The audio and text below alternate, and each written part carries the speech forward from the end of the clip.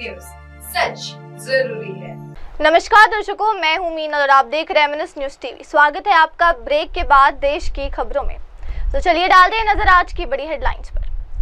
बिहार चुनाव में मौजूदा विधानसभा में 68% विधायकों पर आपराधिक मामले दर्ज। एक दशक में तिहाई हुए आतंकी हमले। कश्मीर घाटी में अब भी बदलाव का इंतजार, आत्मसमर्पण का। देश के अधिकतर हिस्सों में 8 तक रहेगी बारिश, ओलावृष्टि के आसार, आईएमडी का अलर्ट, आंधी तूफान का भी आशंका। अब देखते हैं सारी खबरें विस्तार से। बिहार में इस साल की अंतिम तिमाही में चुनाव कराए जाने की चर्चा है। इस बार चुनाव में जदयू राजद जैसे क्षेत्रीय स्तर पर मजबूत दलों के साथ साथ भाजपा और कांग्रेस जैसी राष्ट्रीय पार्टियां एक बार फिर जनता के सामने अपने हिस्से के काम के वोट मांगने जाएगी। कुछ और दल भी चुनाव में अपनी किस्मत आजमाएंगे।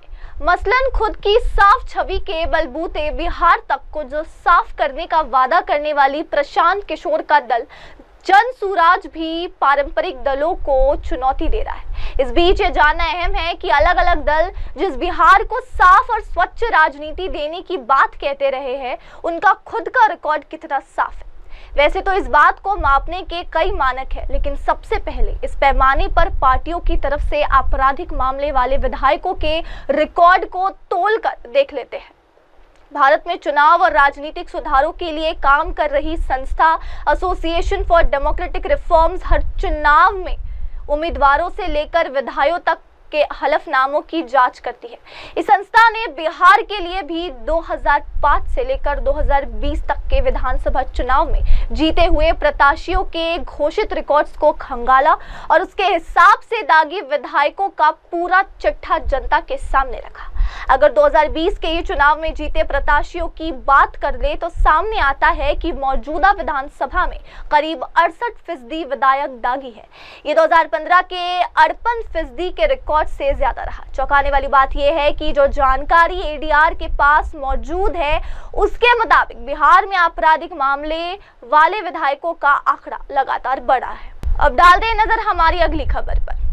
आतंकवाद के प्रति जीरो टॉलरेंस नीति, पुख्ता सुरक्षा व्यवस्था, मुस्तैद सुरक्षा एजेंसियों की बदौलत कुछ वर्षों में आतंकवाद के खिलाफ भारत की लड़ाई काफी हद तक बदल लेगी। ये कारण है कि 10 साल में आतंकी वारदातें घटकर करीब 1/3 रह गई है। बीते दशक में 2242 आतंकी वारदातें हुई, जबकि वर्ष 2004 से 2014 के बीच इनकी संख्या 7000 से ज्यादा थी। आंकड़ों के अनुसार बीते दशक में आतंकी हमले में हर साल गिरावट आई और संख्या सालाना 3156 से घटकर 1586 तक आ पहुंची। हालांकि कश्मीर घाटी में समान रुझान नहीं है, वहां अभी भी ऐसे बदलाव का इंतजार है। मामले में दिल्ली स्थित इंस्टीट्यूट फॉर कॉन्फ्लिक्ट मैनेजमेंट के दक्षिण एशिया आतंकवाद पोर्टल के मुताबिक साल 2000 से 2024 के बीच 72,427 आतंकी हमले हुए। इनमें 14,516 नागरिक, 7,579 जवानों की जान चली गई, जबकि 24,512 आतंकी भी मारे गए थे। बीते 10 साल में भारत ने आतंकियों पर लगाम कसने में बड़ी सफलता हासिल की। राष्ट्रीय स्तर पर आतंकी वारदातों का ग्राफ लगातार नीचे गिर रहा है। हालांकि जम्मू कश्मीर क्षेत्र में आतंकी घटनाओं की संख्या कभी कम तो कभी बढ़ती नजर आती है। कश्मीर घाटी में बड़ा बदलाव पत्थरबाजी की घटनाओं को लेकर दिख रहा है। गृह मंत्रालय की रिपोर्ट बताती है कि 2010 से 2014 तक औसतन 2654 संगठित पत्थरबाजी की घटनाएं हुई, लेकिन 2024 में ऐसी एक भी घटना नहीं हुई।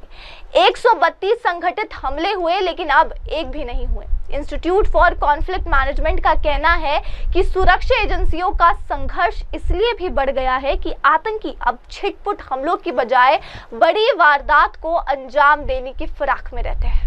दर्शकों, अब बढ़ते हमारी अगली खबर पर। मौसम के बदले मिजाज से लोगों को प्रचंड गर्मी से बड़ी राहत मिली है। मौसम विभाग ने 8 मई तक दिल्ली, एनसीआर समेत उत्तर पश्चिम भारत के साथ ही देश के अधिकतर हिस्सों में गरज के साथ बारिश होने, बिजली गिरने, ओलावृष्टि और आंधी तूफान जारी रहने की संभावना जताई। हालांकि ओडिशा, पश्चिम बंगाल के गंगा के तटवर्ती इलाकों के साथ ही देश के पूर्व, मध्य और पूर्वी इलाकों में गरज के साथ वर्षा की मौजूदा गतिविधियों में 7 मई के बाद से ही कुछ कमी आ सकती है। उधर ऑरेंज अलर्ट के बीच हिमाचल में कई जगह झमाझम बारिश के साथ ओलावृष्टि हुई। चंबा जिले के चेली गांव के ढोंडरा नाला में शनिवार रात बादल फटने से एक 65 वर्षीय बुजुर्ग व्यक्ति की नाले में बहने से मौत हो गई। बाढ़ में 150 भेड़ बकरियां भी नाले में बह गई। भारतीय मौसम विभाग के अनुसार रविवार सुबह 8:30 बजे तक बीते 24 घंटे के दौरान पूर्वी राजस्थान, मध्य भारत, ओडिशा, झारखंड में कुछ स्थानों पर 70 से 100 किलोमीटर प्रति घंटे की गति से हवाएं चली और कुछ जगहों पर धूल भरी आंधी आई। गुजरात, जम्मू कश्मीर, लद्दाख, हिमाचल प्रदेश, उत्तराखंड, पंजाब, पूर्वी उत्तर प्रदेश, पश्चिमी राजस्थान में भी 40 से 70 किलोमीटर प्रति घंटे की रफ्तार से हवाएं चली। अब दर्शकों, डालते हैं नजर हमारी अगली खबर पर। सूत्रों के अनुसार पहलगाम हमले में लश्कर-ए-तैयबा का मॉड्यूल शामिल है। इस मॉड्यूल से जुड़े आतंकी साल 2024 में ही घाटी में घुस आए थे। इन आतंकवादियों ने घाटी में कई हमलों को अंजाम दिया। पाकिस्तानी सेना से ट्रेनिंग लेकर आए ये आतंकी छोटी छोटी जगहों पर हमले करते हैं, साथ ही लोकल टेररिस्ट के छोटे छोटे ग्रुप की लीड कर रहे हैं। पहलगाम हमले को अंजाम देने वाले आतंकवादियों को मिलिट्री ट्रेनिंग दी गई थी। सूत्रों के मुताबिक हमले में शामिल आतंकियों को पाकिस्तानी स्पेशल सर्विस ग्रुप की ट्रेनिंग दी गई थी। कुछ पूर्व आतंकियों से पूछताछ में कई अहम जानकारियां एजेंसियों के हाथ लगी है। जानकारी के अनुसार पाकिस्तानी आतंकी हाशिम मूसा, जो कि पहलगाम हमले में शामिल था, वो खुद पाकिस्तान में एसएसजी का पैरा कमांडो रहा है। इस आतंकी पर 20 लाख का इनाम रखा गया है। सूत्रों के अनुसार पहलगाम हमले में लश्कर-ए-तैयबा का मॉड्यूल शामिल है। इस मॉड्यूल से जुड़े आतंकी साल 2024 में ही घाटी में घुस आए थे। इन आतंकवादियों ने घाटी में कई हमलों को अंजाम दिया। पाकिस्तानी सेना से ट्रेनिंग लेकर आए ये आतंकी छोटी छोटी जगहों पर हमले करते हैं, साथ ही लोकल टेररिस्ट के छोटे छोटे ग्रुप को लीड करते हैं। आतंकी संगठन लश्कर-ए-तैयबा, जैश-ए-मोहम्मद और हिजबुल मुजाहिदीन से जुड़े हुए हैं। खुफिया सुरक्षा एजेंसी सूत्रों के मुताबिक इसके पीछे आईएसआई का मकसद है कश्मीर में ज्यादा से ज्यादा तबाही मचाना।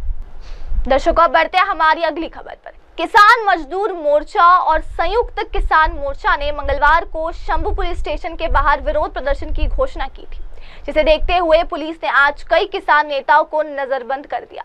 किसानों के बड़े प्रदर्शन के ऐलान के मद्देनजर पुलिस ने बड़ा एक्शन लेते हुए कई किसान नेताओं को नजरबंद कर दिया है। आज सुबह 4 बजे पुलिस ने किसानों के घरों में दबिश की और किसान नेताओं को उनके घरों में ही नजरबंद किया जा रहा है। दरअसल किसानों ने मंगलवार को शंभू बॉर्डर पर बड़े प्रदर्शन का ऐलान किया। किसान मजदूर मोर्चा और संयुक्त किसान मोर्चा ने मंगलवार को शंभू पुलिस स्टेशन के बाहर विरोध प्रदर्शन की घोषणा की थी। इस विरोध प्रदर्शन को रोकने के लिए पुलिस ने ये सारे कदम उठाए। दरअसल शंभू और खनौरी बॉर्डर पर चले आंदोलन को जबरदस्ती उठाने और किसानों की ट्रैक्टर ट्रॉलियों की हुई चोरियों के विरोध में ये प्रदर्शन किया जाना था, लेकिन पुलिस ने उससे पहले ही किसानों के घरों की दबिश की और किसान नेताओं को नजरबंद कर दिया। पुलिस ने जगजीत सिंह डलेवाल, सरवंत सिंह पंदेर समेत तमाम किसान नेताओं के घरों पर छापेमारी की।